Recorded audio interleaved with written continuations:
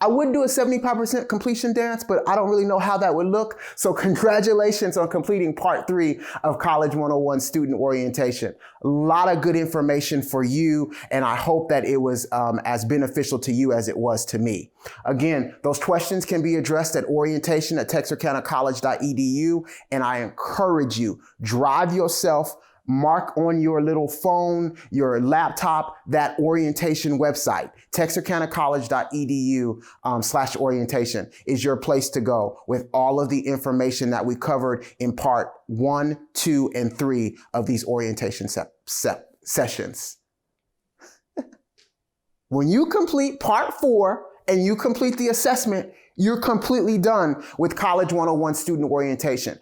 Part 4 is very important because it deals with your finances and it also deals with technology. 2 very important things that all college students, regardless of age, regardless of when you're starting, need in this college process. And so our financial aid office teams up with the business office, and they walk you through with important steps about how to check your student account, how to get your financial aid access, and all of that good information. Then our information technology team, they've combined themselves together to give you the best of what TC has to offer by way of technology. And so they're going to walk you through Microsoft Teams, how to check your TC email, how to get into the virtual environment for questions to be answered with our enrollment services. All of that information is covered in part 4. So please buckle up, get some good popcorn, or if you're like me, get some gummy worms, because you're gonna wanna buckle up to get all of this information and resources. And then last but not least,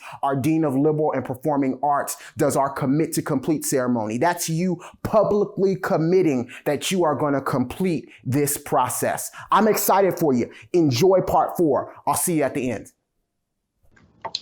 Thank you, Lee. So my name is Becky Fant, and I am with the Financial Aid Office here at TC. We want to welcome you, and we are glad that you're with us this semester. The Financial Aid Office is here 8 to 5, Monday through Thursday, and 8 to 4 on Fridays. You can see that our phone number's on there, and we'll have it again for you. One of the most important things about financial aid is starting off with a FAFSA. So if you haven't completed one, it's not too late. And it's going to be one that you're going to do every year. You can still use the FAFSA.ed.gov or FAFSA.gov website. It is going to redirect you now to studentaid.gov, so don't panic if you get redirected. They're just leaving the old FAFSA.gov website available so that you can link across.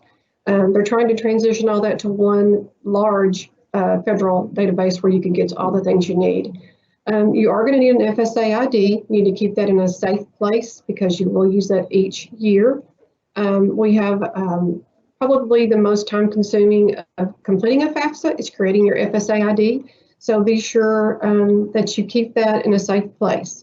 Now, what happens once you complete your FAFSA? It gets sent to Texarkana College if you select your school. It takes about 48 hours after you completed it for us to get it here and we process it. Now, about half of our students do get selected for verification. That's not that you've done anything wrong. That's just the way the statistics are, and it's going to ask you for some additional documents. Everything is by email. So the email that you use when you create your FAFSA, that's what sends to us here at TC. And so when we're corresponding with you, it's going to be through that email that you created. There are priority deadlines. That's usually for the beginning of the semester. That just gives us a leeway of processing any documents that you have in a timely manner so that you have funds when you need it. If you go to the next slide, it's just a brief overview of how FAFSA works. So the 2021 application, which is the most current, is good for the fall of 2020, spring, and summer. Now, believe it or not, the 21-22 will become available in October. Yes, October, like 2 months from now. The new one will come out and it will be good for the next year of fall 21-22 summer. So just a couple of things I want you to know, that if you do a FAFSA, you're going to do prior tax information.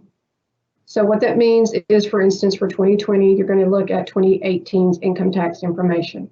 If you are not married and you don't have children and you're under the age of 24, then you are required to provide your parent information. And we do realize that that's difficult for some folks because they are out on their own, but it is a requirement that the federal law won't let us get around.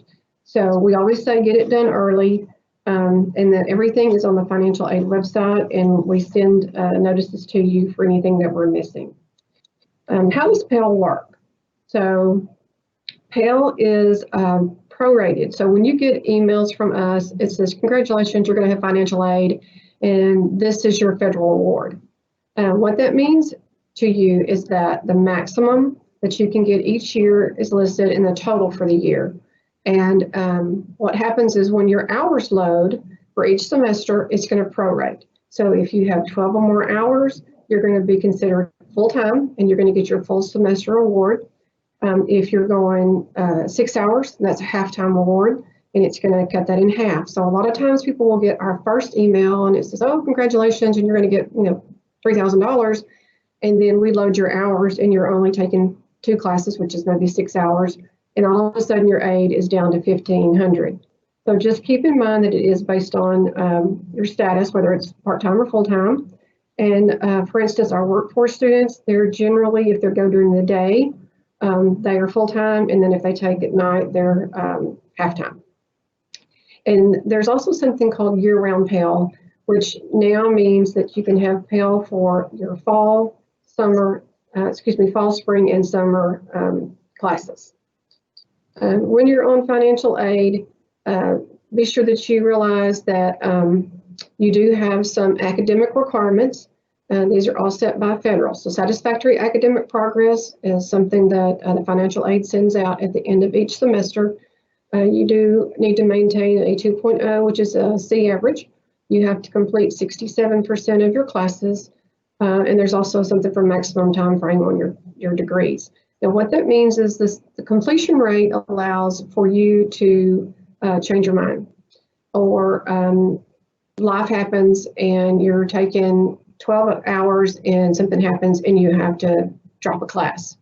So that does calculate into your completion rate, but that's not a bad thing. We understand that things happen and there's situations that come up where you don't have other choices.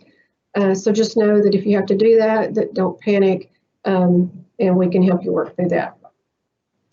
Also here in the financial aid office, we handle all the scholarships.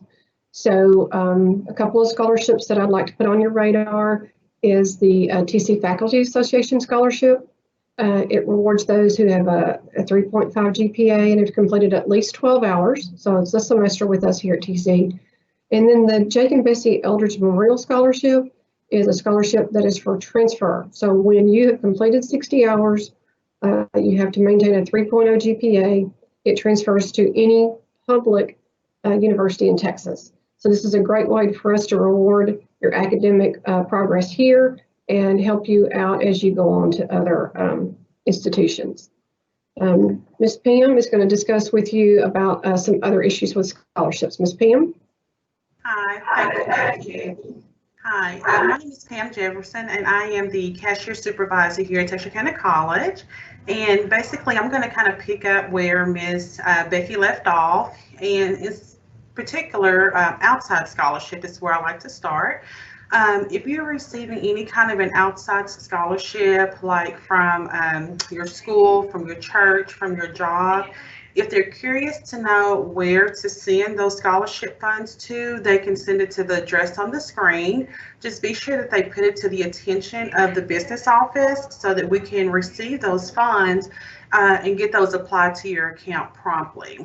What we'll do is once we receive the scholarship funds, we will notify Ms. Becky in the financial aid office so that she can get those funds applied to your account and you can see those online, okay?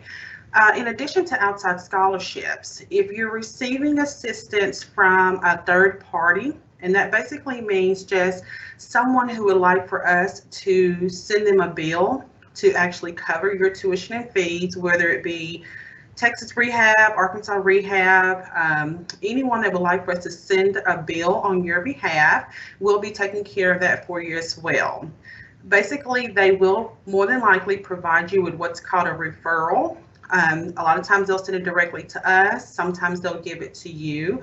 If you do receive it, bring it by our office and we will take care of transferring your balance from being your responsibility to being their responsibility. And then we will actually send them a bill for your tuition and fees. In addition to that, if they are going to be providing assistance to you to purchase textbooks and supplies from the business office, we'll actually take care of making those funds available at the bookstore so that you can go over and charge your books. And again, as I said before, we'll just send them a bill on your behalf. Slide. Okay. How can I use my financial aid to pay for my tuition and books? A key thing to remember, as Ms. Becky said earlier, is always, always, always keep an eye on your email, because that's going to be the way that we're going to be communicating with you. In particular, look for an email that's pretty much going to award you, letting you know that you are receiving financial aid, because you'll need to be sure and log in and accept your terms and conditions. Okay, do remember that. Once you accept your terms and conditions, that typically makes the funds available to your student account, and you'll actually see the financial aid online. Okay. What the system will do is it will look at how much financial aid you've been awarded. It'll look at your tuition and fees that you owe the college and actually place that financial aid toward paying off your tuition and fees. Okay. If you do still have funds available after your financial aid is applied, the additional funds will feed over to the Texarkana College bookstore, where you can actually go over and purchase your textbooks. Key thing to remember if you're going to the bookstore is you will need to have a photo ID with you. It could either be preferably your student ID card or a driver's license. Just know that before you're able to charge any books, you will need to provide a photo ID. Okay. Key thing to remember, not only for Texarkana College, but wherever your future takes you after you graduate from here, you as a student, please remember you're responsible for making sure that your aid and that your account balance is taken care of. Okay. So a lot of students, they do receive what they're receiving financial aid and think that there's nothing else that they need to do. A lot of times that's true, but then sometimes it's not. Sometimes your financial aid is not enough to cover everything. So if there's ever a question or a concern about making sure that everything is taken care of, please reach out to the business office. We'll be more than happy to look at your account and give you okay, that everything's okay, or if you have a balance, we can talk to you about some of the payment options that we have here at the college. If you're not able to pay in full for any remaining balance that you have, just know that you all are eligible to sign up for a payment plan. Okay. Good thing about our payment plan is it is set up electronically online through your MyTC account, so you can do it at the convenience at a time that's good for you. You'll just log into your MyTC account and follow those steps in order to set up a payment plan, and just make a small down payment on it and pay off your tuition and fees throughout the semester, if that's an option that you need to take. Okay. Lastly on this slide, parking permits. The business office and our student accounts office is where you will be receiving your parking permit. There is a form that you need to complete that just kind of lets us know some brief information about you, as well as the vehicle that you will be driving on campus. Be sure and pick up one of those forms, or if you need more than one because you're driving more than one vehicle, pick up one for each one of your vehicles. Go ahead and complete that form. Bring it back to the student accounts window located in the administration building, and we'll actually give you your first parking permit. Okay. Your first parking permit is included already with your tuition and fees. And if you need any additional parking permits after the first one, Again, go ahead and complete a form for that additional vehicle, bring it to our office, and just know that the additional stickers will just be $2 each. Next slide. Refunds. Our office is extremely popular on campus because we are the office that actually issues out financial aid refunds to our students. Okay. I just want to briefly help you understand how we determine how much of a financial aid refund that you as a student are going to be eligible for this semester. What our office does is it looks at your total financial aid that you have been awarded. That could either be Pell Grants, student loans, scholarships. We combine all of those amounts and we get a total. Then we look at what your total charges are for the semester. This is going to be your tuition and fees, any bookstore purchases that you may have made, any additional parking stickers that you may have charged, and we get a total. We deduct your financial aid that you've been awarded from your total charges, and that's the amount of the refund that you can expect to receive for the semester. Of course, as I said before, our office is the office that actually processes those refunds. And if you've not done so already, I do want to encourage you when you're in your MyTC account to please select a refund preference. There's going to be a little reminder that's going to kind of pop up every time you log in asking you to please select a refund preference. You are going to have options to customize it to your personal preference. The first option is going to be to have the funds personally direct deposited into your own checking or savings account of your choice.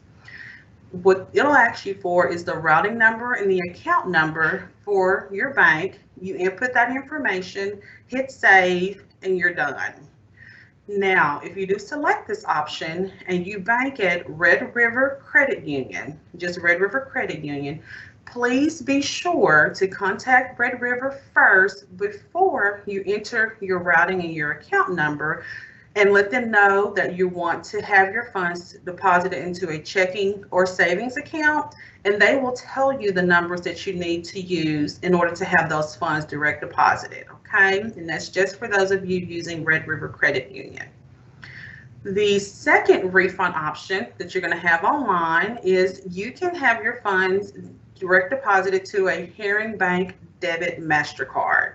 That is offered here through Herring Bank, which is a company that we partner with to provide you with a means of getting your refund if you do not have a personal banking account of your own, okay?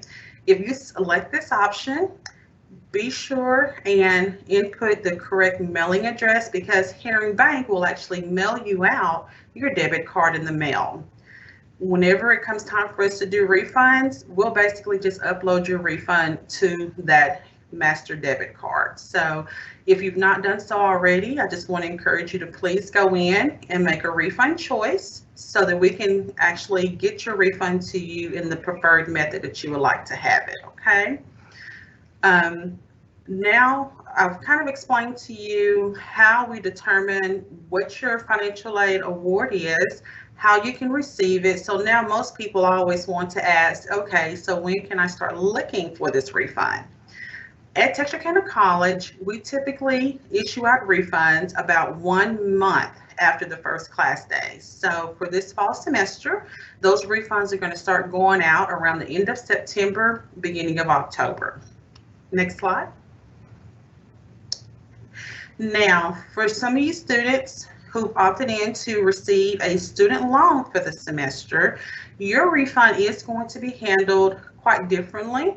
And at this time, I am going to turn it back over to Ms. Becky so that she can actually explain to you how you can expect to receive your refund this semester for those of you with loans. Becky? Thanks, Pam. So with refunds and loans, you need to know that they are dispersed in 2 disbursements. So there's kind of a little example that says if you have Pell, you're going to get half of your student loan less your balance, which means you're going to possibly get a refund the first disbursement, and then the second disbursement is made 30 days later. So if you kind of go to the next slide, it'll show you a little bit of the math. It's kind of easier to understand. So use an example that you have a $2,000 loan. So disbursement one, you're going to get $1,000, which is half. Let's say your charges are $700, and that leaves $300. So the first disbursement and refund, you're going to get $300. 30 days later, you'll get the second half of your loan, which is the $1,000, and that's what you'll get as your balance. Now, remember that everybody's financial aid is different. So possibly the person sitting next to you in class, or even in virtual class, they may have the same disbursement of $1,000, but they have $1,200 in charges. So the first disbursement and refund period, they're not going to get any money back. The second disbursement is the second $1,000. They have $200 remaining in their charges, and then they're going to get $800, for example. So please be sure that if you have questions about your financial aid, that you let us know. Usually Ms. Pam is real good at reminding everybody that we're very careful on what information that we release over the phone. I do know that we're doing a lot of more phone questions, and we're going to ask you for some identifying information before we're going to release anything, because we don't want to give your information out to the wrong person, and you certainly don't want us giving it out to someone who may take advantage of that, okay? And just want you to know that the Financial Aid Office is here for you. We do financial aids, we do student loans, we do scholarships. We're also the veterans certifying officials here on campus for our veteran students. You can always email us at financial.aid@texarkanacollege.edu. You can give us a call. Our number there is listed. You can find us on, of course, the college's website. We just want you to know that we're here for you. We're here to make this the best possible experience that we can. And, you know, the business office, we work really closely with everyone here on campus. And if we don't have an answer, we're going to certainly find you someone who can assist you. Ms. Pam? Thank you. Next slide. This is just basically the contact information for reaching us. Again, there was originally the financial aid office email address, but here's one for the business office. You're more than welcome to call us, email us, and again, as I stated earlier, if you need to or have someone contact us by mail, that is our mailing address there. They just need to be sure and just put it to the attention of the business office, because that will expedite your mail here to us as quickly as possible. And again, like Ms. Becky said, we're here to help. Please reach out to us. Let us know how we can help. And again, as she said before, if we cannot find the answer, we'll most definitely find someone who can help you. Again, we'd like to welcome you all to TC, and we just hope that you all have a great semester. Thank you.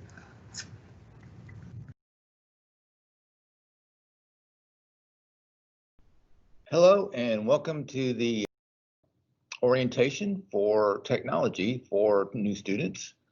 I'm going to be talking to you here for the next little while about services that are available here at the college. My name is Mike Dumda. I work in the IT department. And the way I'm going to do this is we're going to first have a short introduction here. And then when the introduction is finished, I'm going to do a series of presentations by using the shared desktop environment, where I'll step you through various topics that we're going to be talking about. Before I get started, first I want to talk just a little bit about the COVID-19 situation.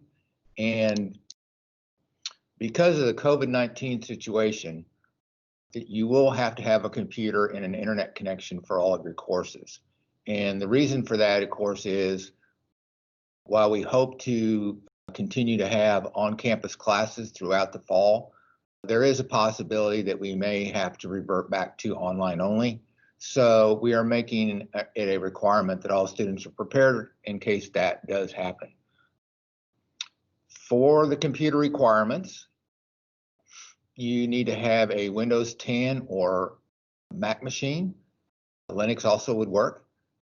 The computer has to have a camera and a microphone, and it has to be reasonably fast. It doesn't have to be the fastest computer going, but if you're frustrated with the slowness of your computer, you might want to consider getting an upgrade. And if you are interested in an upgrade, right now the bookstore has some really good offers on computers. We got a really good deal with one of our vendors, and you can get a computer over there probably cheaper than you can get one anywhere else. They are guaranteed to meet all the requirements for your online classes. And another benefit is if you're on some kind of financial aid, such as a Pell Grant or something, you can use your Pell to pay for the purchase of the computer. So, and I'm not hawking this just because it's the bookstore and it belongs to TC. If I were in the market for a new computer today, I would buy one there myself. That is, they're about $200 off for the type of equipment that you're going to get. They're about $200 cheaper than I've seen anywhere else. So really good deal. Another thing I will say about the computer requirement, kind of just so you know whether or not yours might be sufficient or not, and that's what I would call the YouTube Netflix test.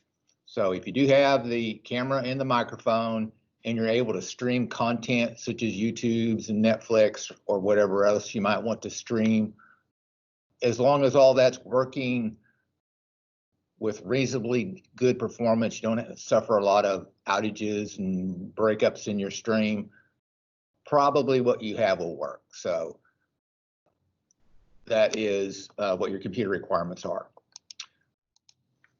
All right, our next topic is going to be TC email and the Office 365 apps.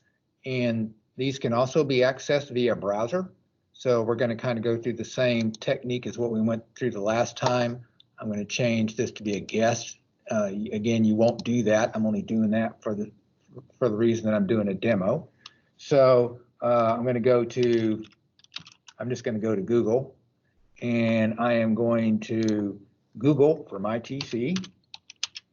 Again, that's because a student portal is a good place, a good launching point for most of the things that you're going to be doing here. And because I'm interested in email, and the only reason I'm going to the MyTC site is just to get to the link, I don't have to log into MyTC. I can just come down here and click on email. And when I do, it's going to ask me to log in. So I'm going to log on as Abigail. And I'm going to use her username. And in this case, I'm going to type in her full email address.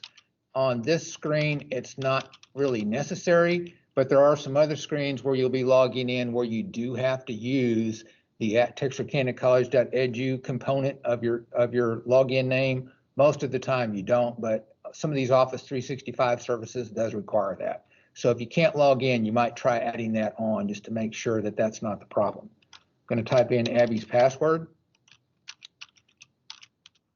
and I'm going to sign in. Okay, email itself is fairly simple. It's just an email app. I'm sure that almost everyone watching this has been on some kind of an email system, and this is similar to most of them. If you're used to using Gmail, it has a little bit different look, but the concepts are all the same. You have an inbox here, and all of your email will come in here. If you want to create a new message, you can click it here. Now, I want to tell you that email is very important here at TC.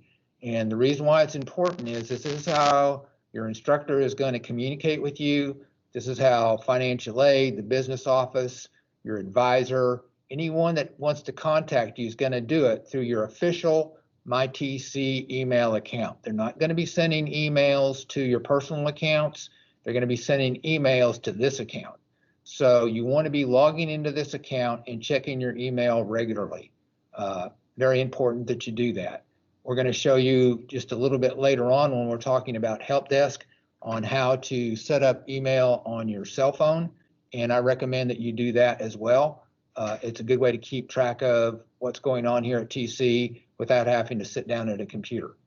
So that covers email. So next step is we're going to take a look at the Office 365 apps. And the email platform here, or what we're looking at right now, is a good starting point or a good jump off point in order to get to your Office 365 apps. And all the Office 365 apps, which the email itself is one of those apps, are connected together.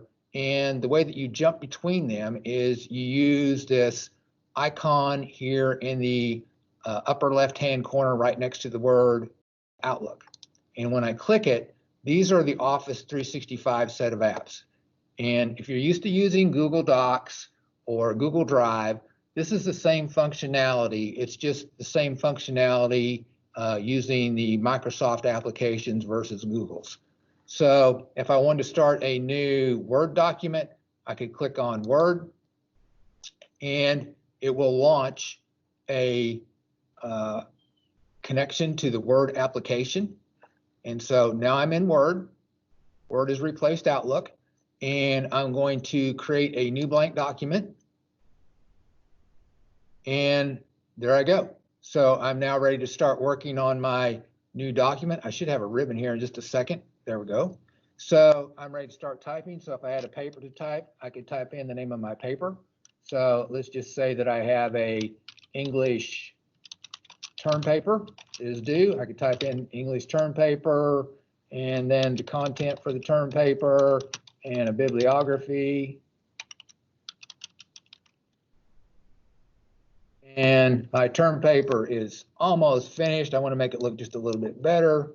So I boldface it. I choose to center my content on the screen and bump that up a little bit. And so you can see it's pretty simple to use. Again, it probably looks a whole lot like the Google Docs version of this thing. Now, when you get done entering in your work, somehow you got to give this document a unique name. So in order to give a Word document a unique name, just come here where it says document 1, and you can click it. And when you click up here, you can give it a name. So let's just call it English paper number 1. And by default, it's going to save it to your OneDrive. I'll tell you more about OneDrive here in just a minute.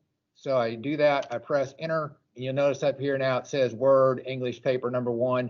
And as you work, it automatically is saving what's going on, what you're doing as you work. It's going to save it as you're going on. So all I have to do when I'm finished is close it, and that's it. So it doesn't show up down here yet, but if I hit refresh on my browser, you'll see that I now will see English paper number 1 is there. Now, what's good about this is if you're doing this at home or you're doing it on campus, no matter where you're at, these documents will follow you around. So you can actually even edit them on your cell phone if you install the Word app on your cell phone. So I wouldn't want to type a term paper on the cell phone, but it is possible if you wanted to do that. So this all follows you around your OneDrive. So speaking of OneDrive, let's just go there next. So it's another one of the Office apps. You can kind of think of OneDrive as an electronic flash drive. So just like you can take a normal thumb drive, flash drive, plug it in, you can do that. The OneDrive is just there all the time. It's connected up to this series of applications. If you're used to using Google Drive, it's the same thing. So you can upload documents if you want to. You can create new documents from here. But most of the time, you're just going to be taking a look here at what you have already. So I've already created some documents. Here's my brand new one, my English term paper.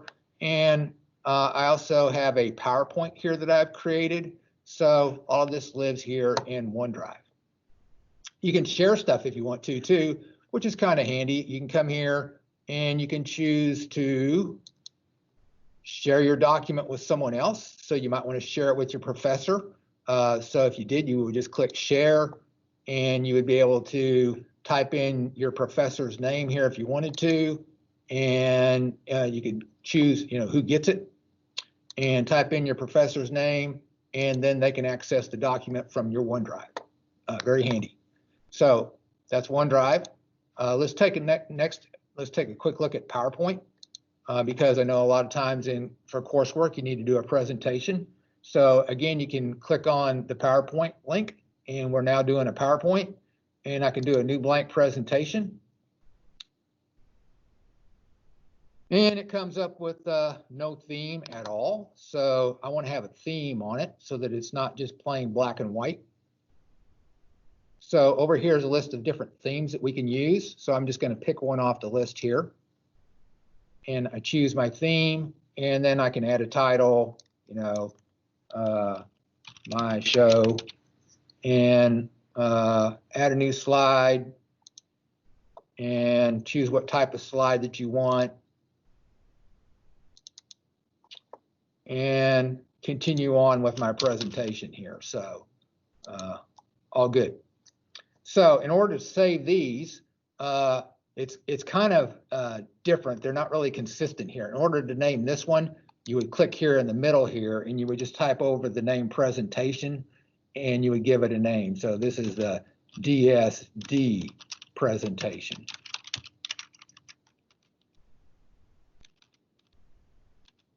And again, you'll notice here too that they are saved as you go, so you don't have to save anything. You close it, and you now have a DSD presentation. And again, if I hit refresh on the browser, it will show up down here on the list of items that we have. Here it is down here, DSD presentation. I could also go back to my OneDrive, and you'll notice that my DSD presentation now shows up over here as well.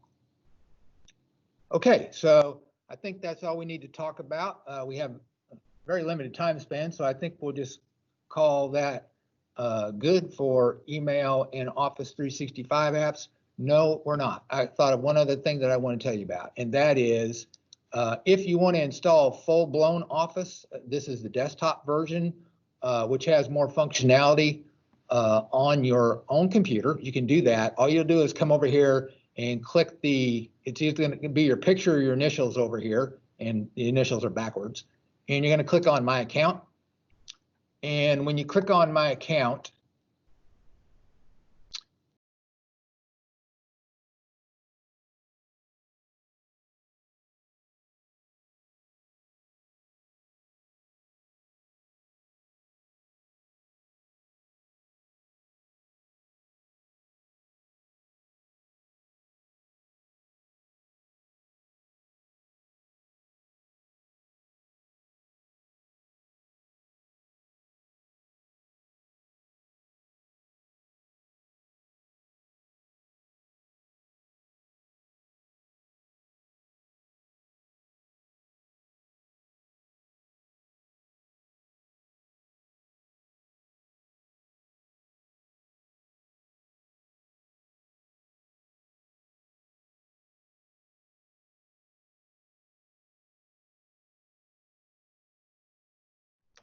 this topic is on Teams. Teams is the application that we use in order to present courses to students that may not be on campus. So we have 2 or 3 different types of courses that are like that. One is called Flex. With a Flex course, some students are on campus in the classroom, and other students are participating from their homes. Another type of course like that is called Online on a Schedule. And in that model, what happens is the instructor presents from here on campus, but there's no students here, or they might be presenting from their home. But in either event, there's no students on campus at all, and the entire session is conducted through a Teams meeting. Teams also supports the idea of having content embedded in it that you'll look at using the Teams application. It also has some chat features in it. So let's start taking a look at Teams and how we use that. In order to run Teams, the best way to do it is actually to have the desktop app installed. And the first time you connect to a Teams meeting, it's going to ask you to install the app. If you've used Zoom before, it's a lot like Zoom or WebEx or any of these other kind of applications for conferencing, where the first time you participate in a meeting, it downloads the application to your desktop and you run the application, it installs, and then you have the desktop version. Because I am wanting to be Abby Beecher today, so that I'm not using the Teams account that's connected to my own personal account, what I'm going to do is I'm going to actually launch a web version of Teams.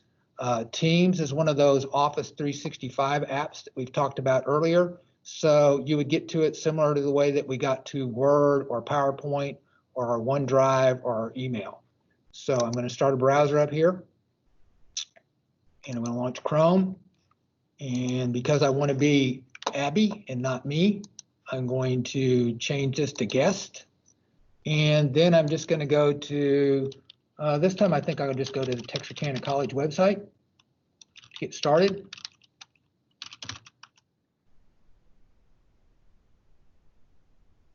And once I'm there, there's this MyTC link here. I could go to email here. Some way you need to get to your email. Actually, I think I'm going to go to MyTC. This portal here is a good launch option for just about everything that we've been talking about today. And here we have an email link. I don't really need to log into MyTC because I'm not going to be using that, but I'm just using this as the launching point to get to my other services. So I'm going to launch email here. And when I do that, I'm going to log on as Abby. So I'm going to type in Abby's credentials.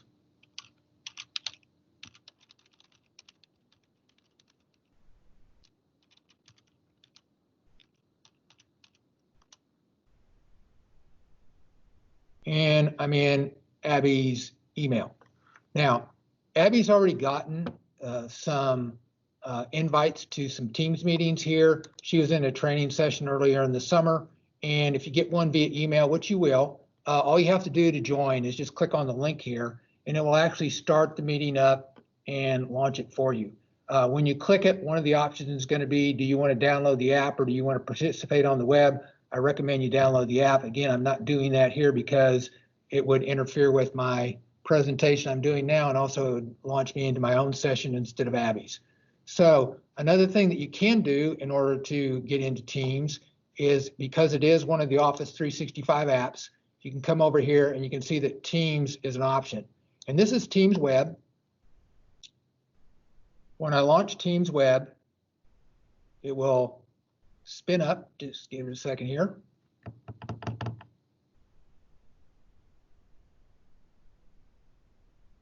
And when you launch the web version, it encourages you to get the Windows app. So I could click that instead. There's also a version for Mac if you have a Mac, but I want to use the web app instead. So I'm going to click the link here. And I am in Abby's Teams sessions. Now, in Teams, you have a side panel over here that lets you choose different things that you can do.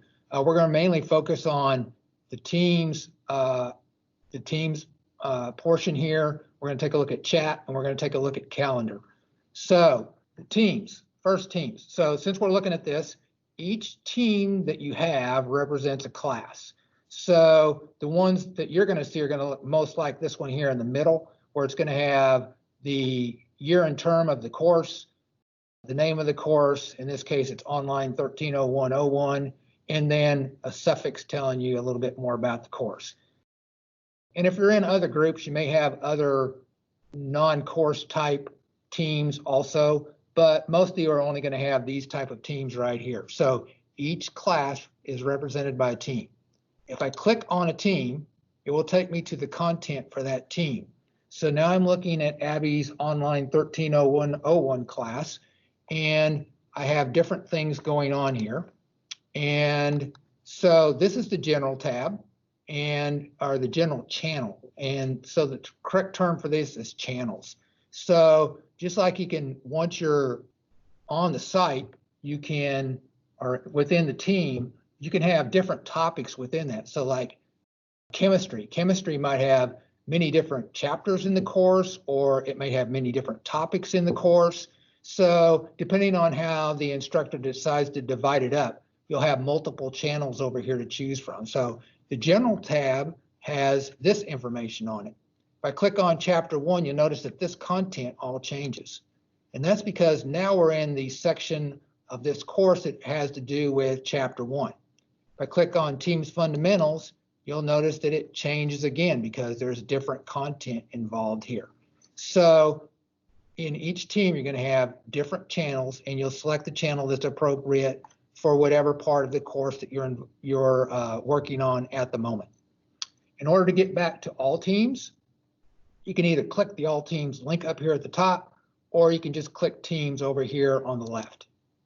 And then you could choose another course, another team, and you could participate in that. Okay, so that's the overall view of Teams. Now, in order to participate in a Teams session, you can click the email links as you get them. You'll also be getting reminders when a class meets, and you can also click on the Teams calendar.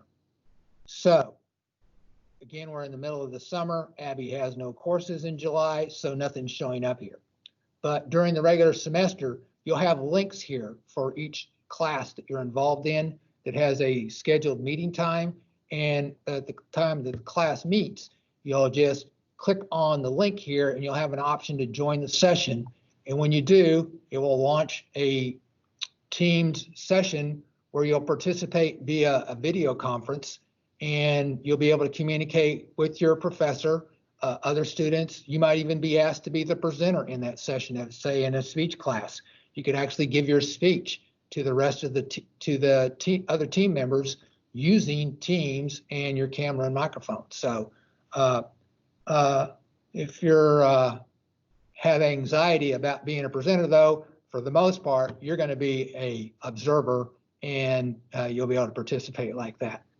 When you're in the session, you'll have a toolbar. There's some help desk articles about how to use Teams that go into more depth, but you'll have a little toolbar down here towards the bottom where you can mute your microphone, shut your camera off if you want to, open up a chat window, view the other participants that are in here, share your desktop, whatever it is that you want to do here. So when you first join a meeting for a class, we recommend that you find mute your microphone down here on this bottom bar, and you do mute because a lot of times in these more attended meetings, we get a lot of echo and feedback if you don't mute your mic. So that'll be down here. Okay, so this is on the calendar where you would find your upcoming events. Next, I'm going to take a look at chat. And in chat, you can communicate with other people, and this could be your professor, this could be your faculty advisor, it could be someone that works in the financial aid office, and it could be a study group that you want to connect with. So if you want to create a new chat, this is the folks that we've had chats with in the past.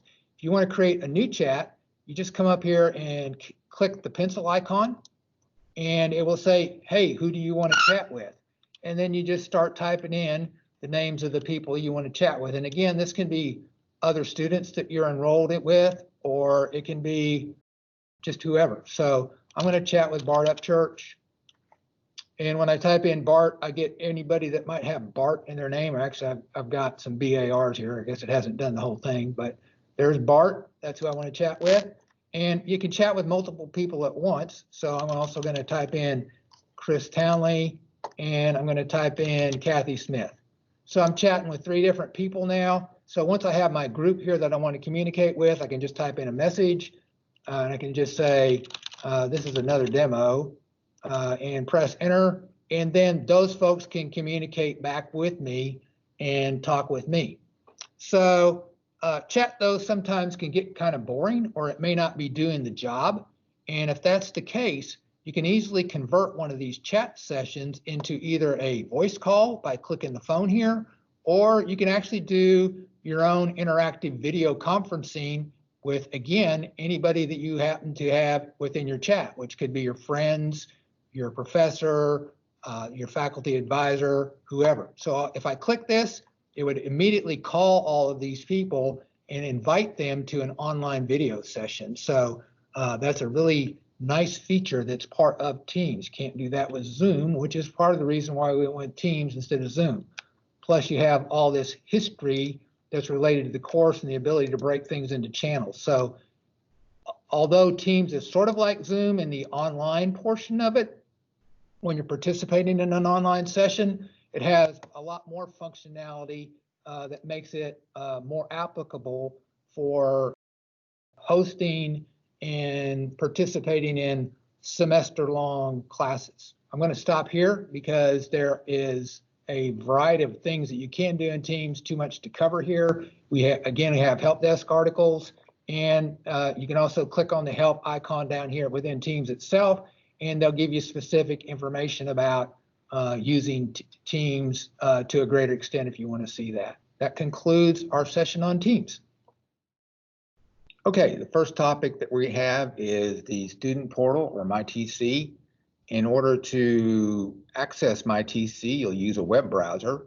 And I know that probably several of you have already used MyTC to some degree. We're going to be going over some things, though, that you are more than likely not familiar with in MyTC. So it will do you some good in order for you to follow along with what we're going to do here. So let me go ahead and get the browser going. And if you're on campus, there's going to be a bookmark toolbar that will take you straight to MyTC. If you're off campus, the easiest way to find MyTC is just to type MyTC into a Google search or some other search engine, and the MyTC portal will show up as the first link on the list. So either way, that will get you there. For today, this is a demonstration, so I'm actually going to go to a different site for this presentation, and I'm going to be logging in as a guest. And the goal here is so that I can present this to you using a test student account on a test site, so that you'll be looking at something that's more like what you'll be seeing when you log in. So let me type in my test site location, and then I am ready to log in. So I'm going to be logging in as Abigail Beecher. Abigail Beecher is a student that's almost ready to graduate. So I'm going to type in Abigail's login name. And so her login name is going to be like yours. It's going to be your first initial, your last name, and then the last four of your student ID. Not your social, the last four of your student ID here at TC. And then I'm going to type in Abigail's password and press enter. And I'm logged on as Abigail. You'll know that you've logged on successfully when you see your picture here indicating it's you. You can also click it and you should see your name down here. That shows that you are logged on as you and not someone else. Occasionally, if you just sit down at a computer here on campus, somebody might have left the system up and running, and you might be logged on as them. So make sure that this is you when you log in, if you sit down to a computer. And you also have the student tab here and some of these other tabs. So the first tab that we're going to take a look at is the student tab. And there's some parts here within the student tab that we're going to review. And the first one is the All My Courses section. And in the All My Courses section, you should see all the courses that you're currently enrolled in. Now, because this is summer, when I'm recording this and fall hasn't gotten here yet, I don't see the fall courses, but I can drop this down and I can choose future courses, and this will update to show me the courses that are coming up in the fall. And so Abigail's enrolled in 2 chemistry classes, it looks like here, and it shows you a online schedule that you can look at. And you'll notice too that the courses that Abigail's taking can be clicked on. They're hyperlinks. So what the hyperlink will take you to is any online content that might be associated with the course. So here at Texarkana College, we actually use 2 online content mechanisms to provide that content to you as a student. And these are called LMSs, or learning management systems. And basically they're just websites where you have things like your syllabus and maybe tests, quizzes, online tutorials, whatever the professor decides to put there. So because we use 2 of them, what happens when you click this, it will take you to the proper LMS. So if that professor chooses to use the one that is called TC Online or Moodle, it will take you to the TC Online or Moodle site. And if that professor chooses to use the one that is called e-learning, or the one that's integrated into the MyTC portal, it will take you there. So you don't have to worry about the fact that we use 2 LMSs. You just have to click this link and it will take you to the right place. So when you click one of these links, again, this is not fully fleshed out yet because it's summer and this is fall courses.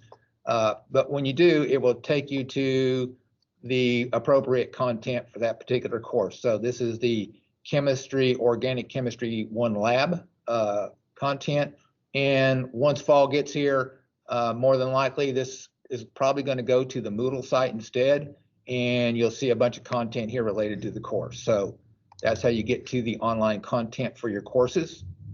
I'm going to click on the student tab again here, and we'll roll on down. This is where you can change your contact information if you want. This shows you who your faculty advisor is, what your major is. Keep on going down here. This is where you can check your grades. So if Abigail wanted to check her grades for a previous semester, let's see, with Abigail here in the spring, let's click. And let's hit view final grade report. And she was. So here we can see Abigail's grades for last spring. Abigail is apparently a very good student, straight A's it looks like. So she's doing awesome. Click the student tab again. And rolling on down here some more. I'm going to skip GPA projection. We're going to take a quick look here at my course schedule. If you click on view details, right now it says no courses to display. If I click view details though, I can change this from summer to fall. And when you're choosing from these drop downs here, you'll normally see several different choices for fall. The one that you want is the one that's just fall all by itself. So I'm going to click it. I'm going to click search. And once I click search here, then you'll see the courses again. And the main reason I brought you to this particular module or section of the student tab is this is where you can click in order to get a printable copy of your schedule. So if you click this, you're the kind of person that wants to have a printed version that you can take with you, put in your notebook and have with you. It shows you the location of the course, if it's on campus, and the time of the course and all that. So easy way to get that. Okay, back up to the top, I'm going to click student again.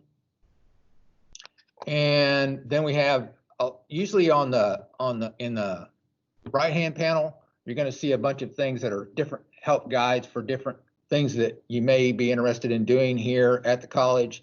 So for instance, we'll be talking about this later, but we use Microsoft Teams to deliver live online content. This is where the professor will be in class. He'll be conducting maybe in a class session with people that are actually sitting in front of him, but he'll also be using a Teams meeting in order to present that same material to those that are participating from home. And that gives you a fairly good experience where it's almost like you're in the classroom. You ask questions, you can see what's going on in the classroom, and it's a pretty good system. It's sort of like Zoom, but has additional features that Zoom doesn't have. So in fact, I'm using Teams right now in order to do these sessions that I'm doing.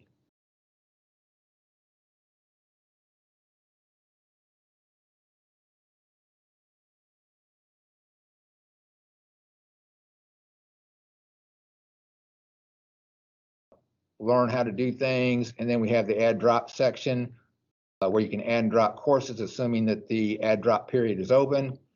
Clear down here at the bottom, we have where you can view your unofficial transcript. If you click that, this will get you a transcript that you can use for unofficial purposes. If you need an official transcript, you'll need to go contact the enrollment management group, but this will get you one that will just show you where you're at. Pretty handy. I'm going to click back on the student tab again, and that pretty much covers the student tab. Now, some of you may have explored all this and already known about all this, but I'm thinking that probably a lot of you have not been over here in the panel over here on the very far left. And there's some things here that are nice to know. One is the advising section. And if I click that, you're going to see here what your current major is, what your degree plan is, and you can then find out what courses that are still remaining in order for you to complete your degree. So Abigail's major is an Associate of Science in Biology, and if we click on View All Details, you'll see that she's met core, she has met non-applied coursework, and she has passed her college level requirements test. They're all completed successfully. So she's still working on some courses that are related to her actual major. So if we click this link right here, And sometimes this takes just a second. You'll notice that this is spinning, meaning that it is in the process of trying to gather up the information. This will show you what she has left to do in order to complete her degree. And you'll notice here that she's currently taking this chemistry class that she needs. And when that's done, she'll still need to take this other chemistry class. So initially, this is going to be a fairly long list for most people. And you can also click on the printable advising worksheet. And on the printable advising worksheet, this is very useful for you to have in order to find out what courses are required for your degree and what courses you've taken. And so you can see here again, I told you that Abigail is nearly finished. So Abigail has already completed all these classes, and the classes that she's currently enrolled in, if I scroll on down here, you'll notice that these are the 2 classes that she's currently enrolled in. And then you'll notice that we have red X's out next to these, meaning that they are in her degree, but she still hasn't completed them. So as you are planning your courses, this printable advising worksheet is a good guide in directing you on what courses you need to sign up for the next semester. I'm going to close this window. Billing and payment.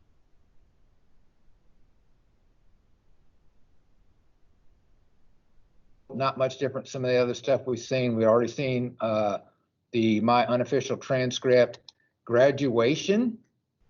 When it's probably time for Abigail to do this, because Abigail is nearly ready to graduate, and in order to graduate, she first has to apply for graduation. So Abigail would click this. What this is going to do is take you to a form that you fill out. And so when you come down to your last semester, you'll probably get an email or a notice telling you that you need to apply for graduation. This is where you do that. Refund choice.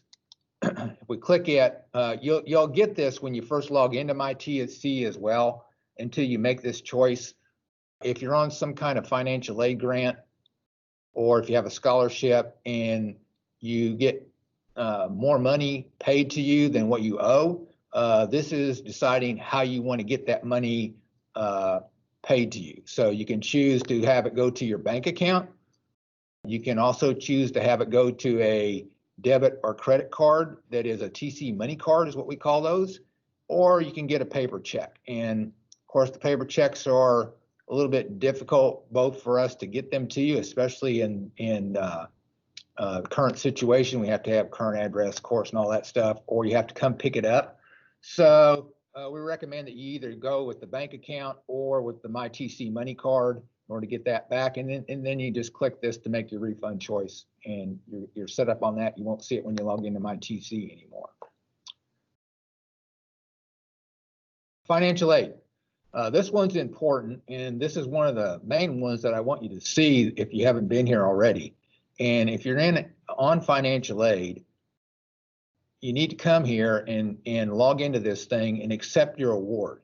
And this will tell you everything about your financial aid, how much your Pell Grant is, any documents that you might still need to. So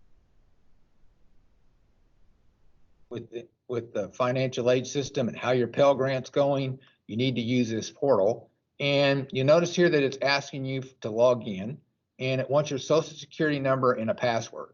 So this is different than almost all the other TC services that are available, in that it wants your social instead of your first initial, last name, last 4 login. And that's because this is tied to the Department of Education, and they want to keep track of who you are for their accounting purposes. So you would type that in. Now you say, well, what's my password? So if you're the first time user, you're going to click this, and you're going to type in your social security number. You'll click submit, and then it's going to ask you to create a PIN. And don't be confused by the word PIN, because when I hear the word PIN, I think a 4-digit number like I use for my ATM card. But that's not what you want to type here. Instead, you want to type a word. I don't know why the Department of Ed likes to use the term PIN. I don't know why they don't say password, but don't type a PIN. Too easy to guess. Instead, just use a regular old password and hit submit, and it will create your account. And then from that time on, you will just go ahead and type in the password that you have here and your social. So that will get you in. So, and if you have a financial aid award, you have to accept your award in order to receive any money. And this is also where you accept your award. So you have to log into this if you're going to get any kind of Pell Grant or other type of financial aid. So do that. Let's see what else we have here. This will show you current courses. And let me see here. Do I still have the other window going? It doesn't work here because I can't click these, but this will take you to a place, and that's because I'm on the test site. But this will take you to a list of current courses for these particular terms where you can kind of do a overview look of what's coming up. If you want to request a course specifically, you can click this and put in a course request. This one is nice to know about too. This is the LMS interrupted test form. So if you're taking a test and something happens and the test gets interrupted, you want to fill this form out. And when you fill this form out, it will put a notice out there so that we know that, hey, you didn't answer the last half of the test because you didn't know the answers, but instead, you had a problem while you were taking the test. So this will kind of give you a proof that you were interrupted and that you really did know the answers to the last half of the test. The system cut you off though, and you weren't able to complete. So please fill this out if you get a situation where your test is interrupted. And quick links. Okay, quick links will take you on down several other services that we're going to be talking about later. In fact, the next topic here is going to be email, and we're going to go over some of these other things. So why these are kind of handy is you can just go straight to the MyTC portal, and once you're there, you can jump off to just about all the other services that you're going to be needing to use. When you are finished using MyTC, you want to click this and you want to log out, and that's so that somebody else can't just sit down there and access your MyTC information. Along those lines, if you're on campus and you are using a computer, you also want to make sure that when you leave that you click and log off of your computer as well. So make sure you do that if you're on campus, log out of the computer as well as out of MyTC if you happen to be in that. So that will shut everything down. Passwords and phishing. At TC, in order to attempt to keep people from hacking your account, we have you use what are called strong passwords. And there's some rules about passwords that you need to know in order to successfully change your password. For one, it can't contain any part of your name, and it has to be composed of 3 out of 4 of the following types of characters: a capital letter, a lowercase letter, a digit, or a special character. So you have to use at least 3 out of 4. So 2 caps, a lowercase, a number, and you're good. A cap, a lowercase, and a special character, you're good. Lowercase, numbers, and a special character, you're good. As long as you have 3 out of 4. It also has to be at least 8 characters long, and you can't use passwords that you've used in the past. So you have to come up with a unique password each time. A lot of people handle that situation by ending their password with a digit or 2 that they just change to the next digit up when it's time to change the password. You have to change your password every 90 days. The objective of that one is it's best practices in the IT world to have people change their passwords. And if someone did get your password, we don't want it to work for them forever. So we have you change it every 90 days.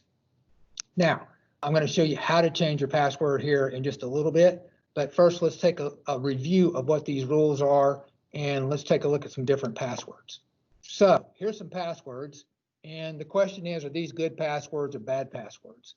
And the first one you'll notice, if the person's name is Jane, that's not a good password because it includes part of their name. Since I'm Abigail, it'd work fine. Jane might be my sister, so that would work. But it won't work because of the fact that it only contains 2 out of 4 of those characters. If I capitalize the word Jane, it would work. But as it is, it doesn't work because it doesn't meet the strong password requirements that we want. Second one, also no good. It's no good because it's too short.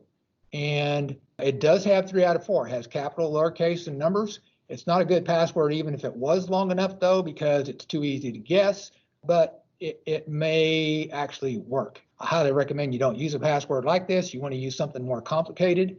So that moves us down to number 3 there. And these are the kind of passwords that I suggest that you use. Its problem, if you're looking at it, is how in the world can I remember that? That's too complicated. Yes, I could see where a hacker probably would never guess that password, but I'm not going to remember it either.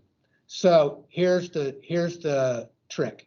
And that is when you're making up a password, instead of using something that's just abstract, tie it to a phrase or something that is easy to remember. So this particular password actually stands for I go to TC at 9 o'clock. And so now you've got a password that you can remember very easily. It could be something like, my favorite restaurant is, McDonald's or whatever. So you could put stuff in there like that, and you wind up with passwords that are seemingly a random set of characters, but you can still remember them. This one here would work, again, because it meets 3 out of 4, but it's probably no good because of the fact that this is probably a birth date, and you would want to avoid using things like birth dates in a password because anything that you can find on the internet, like you went out to Ancestry.com, if you can find that information on the internet about yourself, it's probably not a good thing to use in a password or as a security question answer.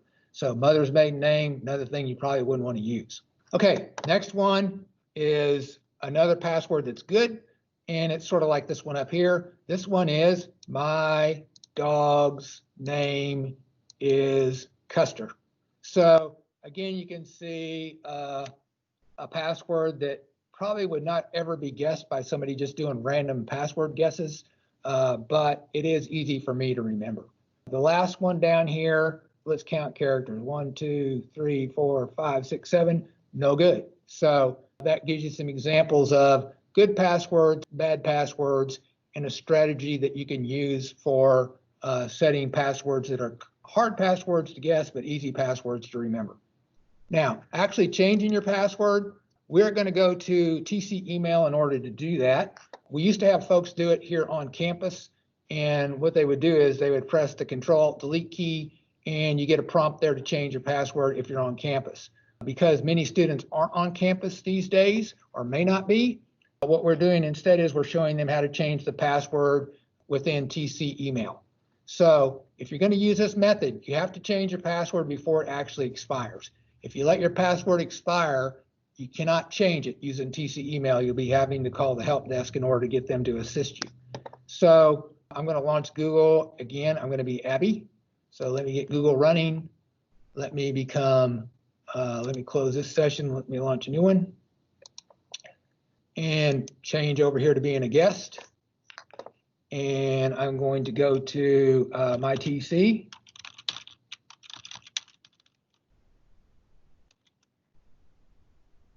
And again, I'm just using this as a jumping point to get to email. Hit the email link, log on as Abby. Okay, so once I'm Abby, in order to change a password, you can come over here under accounts, click accounts and hit my account.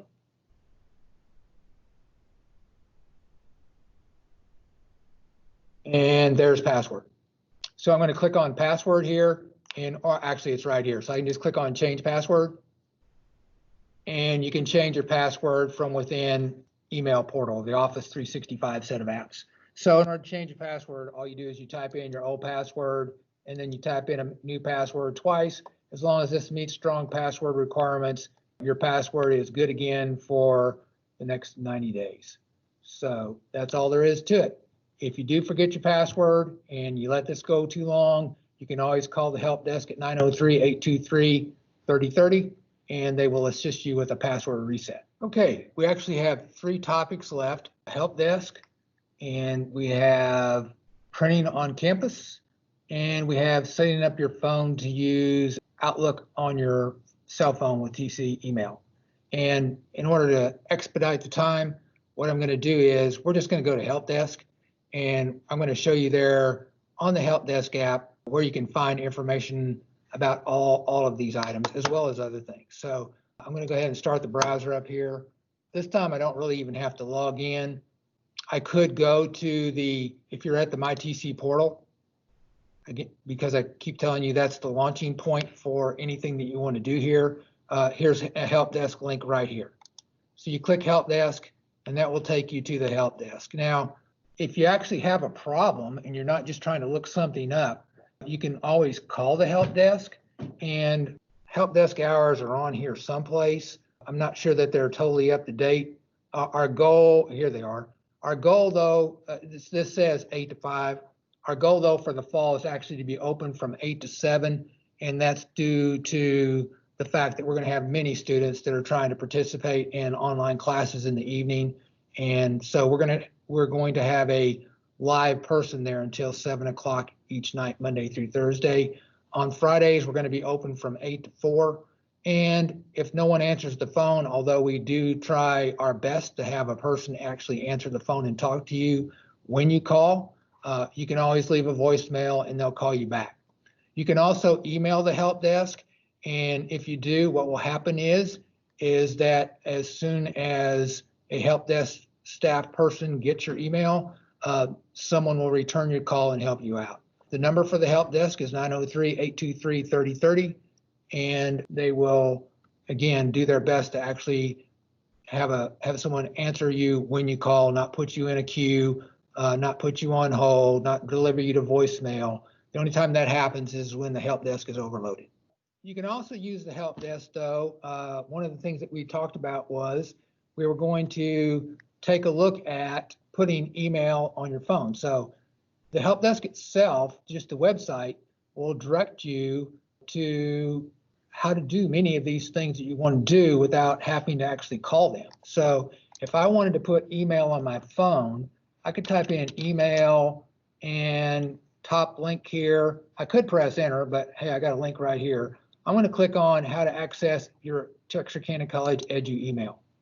When I click that, you'll see here that one of the features that is available to me is how to set up email on either an Android device or an iOS device.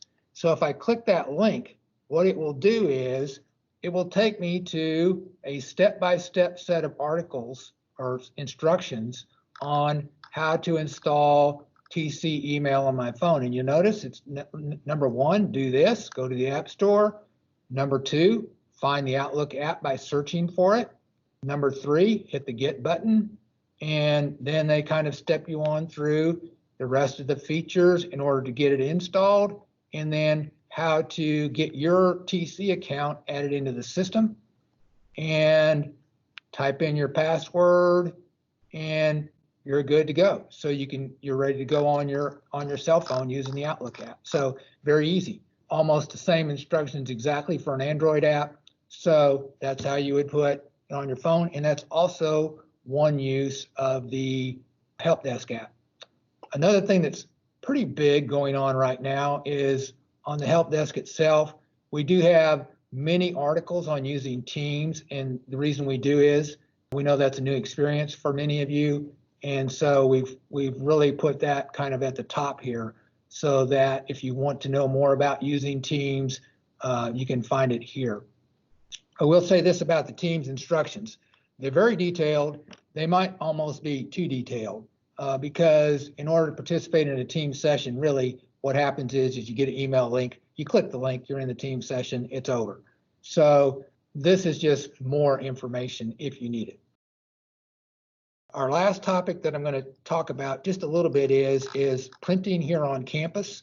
So if you're going to print here on campus, we use an application called PaperCut.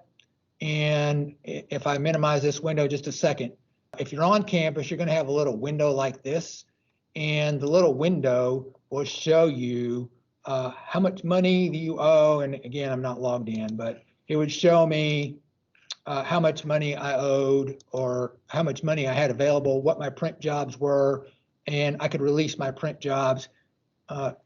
Too much to cover in this session. So, but this is the PaperCut interface. So rather than going through all that and trying to demonstrate it, what I'm going to do instead is I'm just going to type in printing, and there's printing services, floats to the top. I'm going to click printing services.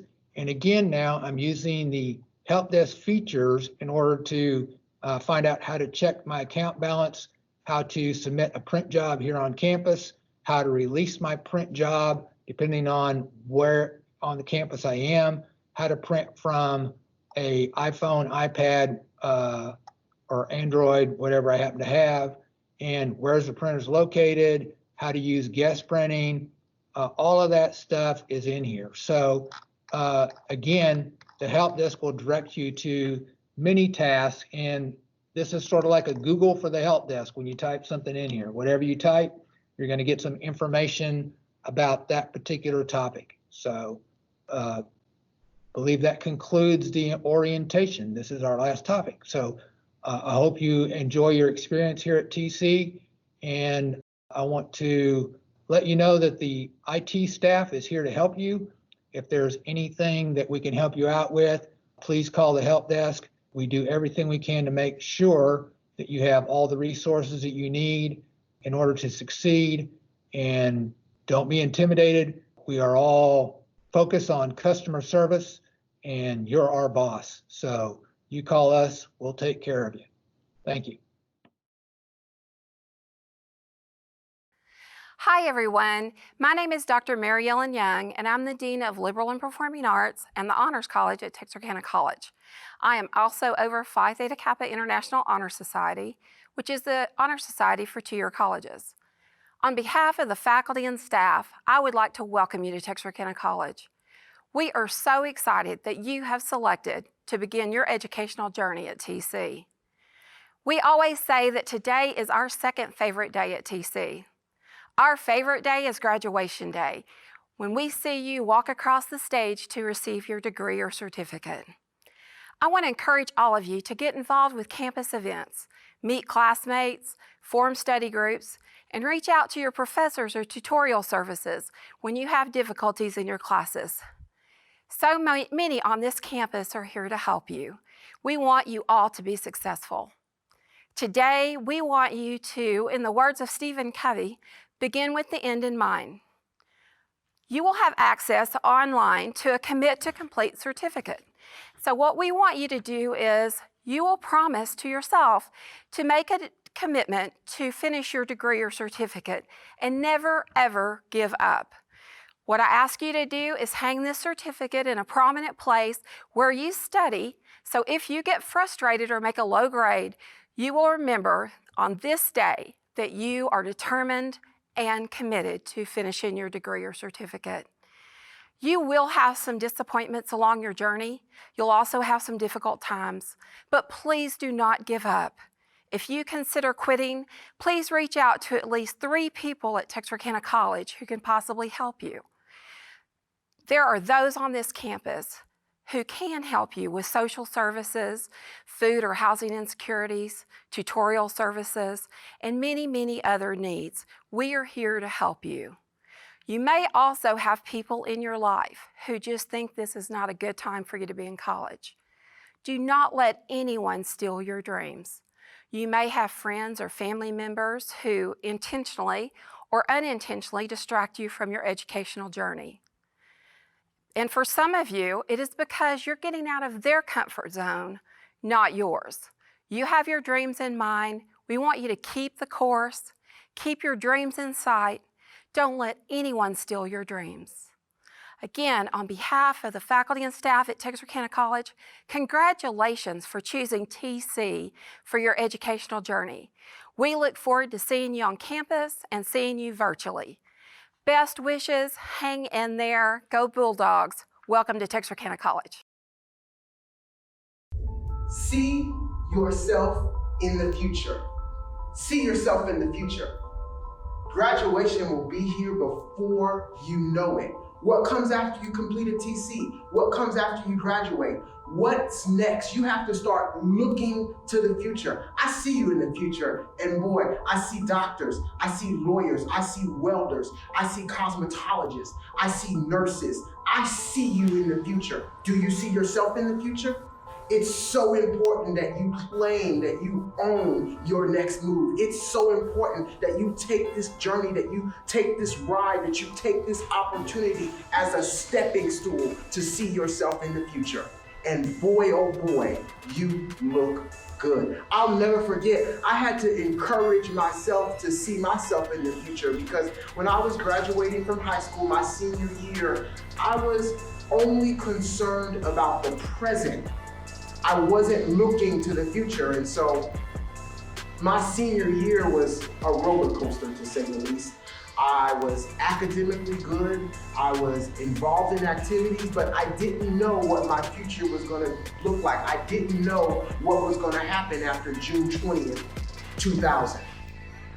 And so to make a long story even longer, I got to the point that graduation day came and I didn't know what I was gonna do after I graduated from high school. My parents could not afford to send me to a four-year institution. And while I wanted to go to a four-year institution, I also didn't want to break the bank at home. And so for me, it looked like I was gonna go to a two-year community college, which was great. I was excited to do that. And as I was about to enroll and register, my college counselor called me. And she said, what would it look like for you to go off to school? And I said, I never gave it much thought. And so as we started talking through the process, as we started looking at how it would look, I started seeing myself in the future. I started seeing myself at Wilberforce University. And within the next couple of weeks, I had applied, I was accepted, and I was offered a full scholarship to attend at Wilberforce University, the nation's oldest private historically Black college in Wilberforce, Ohio. That moment right there taught me the importance of not only being concerned about the present, but also being concerned about the future. You have to look to the future. You have to start planning things out and putting the puzzle pieces in place so that once one puzzle is done, you already have the next puzzle that's ready to come out of the box. We have power in our story. We must be willing to step out of the box. We must have an unapologetic work ethic, and we must look to the future. When you do all four things of those, you can unapologetically, no, you can confidently and boldly say, I got this. You got this. You got this because I believe in your story. I believe in your unapologetic work ethic. I believe that you're willing to step out of the box, but more importantly, I believe that you're gonna look to the future. You got this because we're gonna surround you at Texarkana College. You got this because you understand what it means to put power and passion and determination and purpose collectively together. You got this because if you wouldn't have gotten this, you wouldn't be here today. So congratulations on your journey. Congratulations on having this. Congratulations on what your next step looks like. You got this.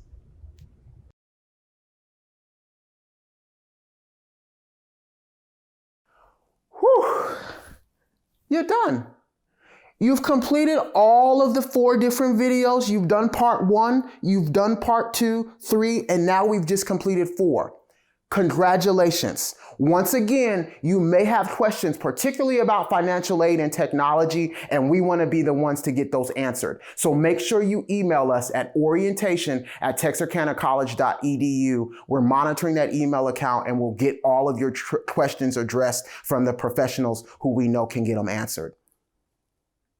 A couple of things. Make sure you visit the website again at texarkanacollege.edu/orientation. Our COVID pledge is on the website. The TC campus map is also there. If you're taking in-person classes this semester, you'll want to know where to go on campus. And then we have COVID frequently asked questions that you're going to want to read and become familiar with about COVID protocols on campus. There's a TC sample schedule on there. There's also your commit to complete certificate. certificate. Print that off and put it in a visible place so you can remind yourself about the commitment that you made to complete here at TC. And then lastly, we have some of the presentations from the presenters. The Arriving to Thriving is on there. The academic overview from Dr. McDaniel is on that website. Academic Commons, in case you missed any of that information, that's also available as resources for you. Let me let you in on a little secret. If you go to that website and get kind of acclimated with the information, your assessment questions will be answered just like that. So make sure you go to that website before you start taking the assessment. So let me go over a couple of things for you before we let you go. One, you must complete the assessment by January 18th, 2021 at 11:59 p.m. You must score at least 80%. And so that's the way we're going to be able to evaluate that the information you received today is at least partly stuck to your brain. And then, again, you can contact us through that email at orientation at texarkanacollege.edu with general questions. But I also encourage you to step out of the box and contact the different offices directly. If you have a financial aid question, contact them. They'll answer. If you have questions about disability services or testing, or if you have questions about how to get into the academic commons, call those offices directly, and so they can get kind of to know you and you can get to know them as well. We're so excited that you've done orientation today. We're so excited that you are starting your journey here at TC, and we're excited to be able to not only acclimate you to our processes, but to be able to push you to the finish line. Sometimes the finish line is longer than we expected. Some of you, this is your second, third, or even fourth time starting. And regardless of where you fall into that category, we are excited that you're here, and we're excited to help you start over, but more importantly, we're excited to help you finish. So I think, yeah, that's it. Congratulations, you're completed. All you got to do now is complete that assessment, and that assessment again is located at texarkanacollege.edu/orientation. I'm Lee Williams, Director of Admissions and EOC here at Texarkana College, excited to welcome you and excited that you've completed one part of your academic and career journey. Congratulations.